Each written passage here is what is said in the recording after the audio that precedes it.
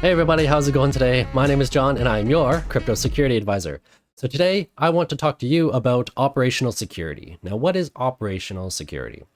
The way I define it is going through daily life in a secure way.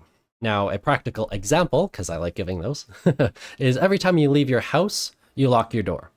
Why do you lock your door? Well, quite easy to figure out, right? You don't want people walking into your house and stealing what goods you have, right? Well, likewise, we also lock our phones. Why do we lock our phones? Why do we password protect it? As we should, or have biometrics? Well, we don't want people snooping in on our communications. We don't want people looking at our photos and texts, and we want to keep our data secure. Well, likewise, in cryptocurrency, there are various ways that we can conduct operational security. And so I'm going to flip to chapter 5, which is called Securing Your Crypto. And so there are 5 tips I present here, and I'm just going to briefly go over them. So without further ado, let us begin. Operational security tip number 1, phishing. Now, we've all noticed phishing emails before, right? They're scam emails that come into our inbox and they promise something or another and they want you to do something with it, either respond or reply or click a link, right? So one of the best ways to avoid all of that is to be suspicious of every single communication that comes in. And yes, it seems a little difficult, right? But if something is too good to be true, it usually is.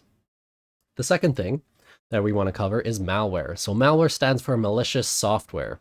And anytime we're dealing with Trojans or viruses or worms or ransomware, list goes on and on. It's pieces of software that corrupt data, that exfiltrate data, that take our devices for ransom, hence ransomware, right? And so one of the best ways we can do is install anti-malware on our systems. Now, I know that Windows systems these days have Windows Defender on them. Mac these tend to be a bit more secure that way, but regardless of your system, you want to look into installing anti-malware on your devices. So it prevents these sorts of attacks, but also detects it when it occurs.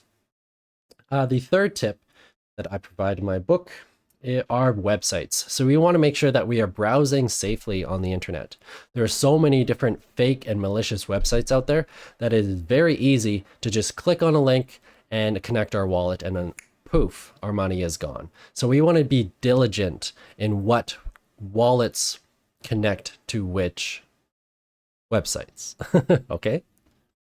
The fourth tip is our social media. So hackers all the time browse our social media profiles to see if they can get an edge, more information on us, right? If I were to do a Google search on you, what would I find? Would I find something malicious? Would I not? Would I find something that I can use to blackmail you? Would I be able to find something that connects various pieces of information together so I know where you live? Think about these things, right?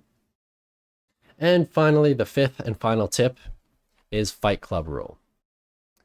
What is the number 1 rule of Fight Club? Don't talk about it. Same thing with crypto.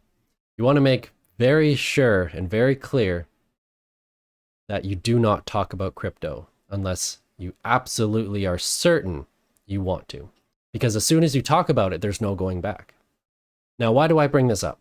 Well, as soon as you talk about cryptocurrency, people recognize you have money. People now are going to be skeptical about how much you have. This guy might make me a millionaire, right? And of course, if that information is available online, don't be surprised if attackers come and attack you. Don't be surprised if your social media profiles get bombarded with friend requests, right? We've got to be very diligent in this. So if you associate your name with crypto, like I did, right? Right there, crypto, my name, you got to be absolutely certain you know what you're doing. And I've taken a lot of precautions in doing this. And of course, having a YouTube channel talking about crypto, right? No going back. So anyways, those are the 5 tips that I wanted to provide you on operational security. There's a lot more you can do. And so there's a tool link in the description below. It's called Cyber Soldier. Now, Cyber Soldier is a free tool or a free website that I developed myself that walks you through 5 steps, similar to what I talked about in this chapter here. And it trains you on how to be cyber aware in this day and age. So definitely check that out. And once you get to the end, there's a surprise. So I won't spoil it for you. But that is all for today.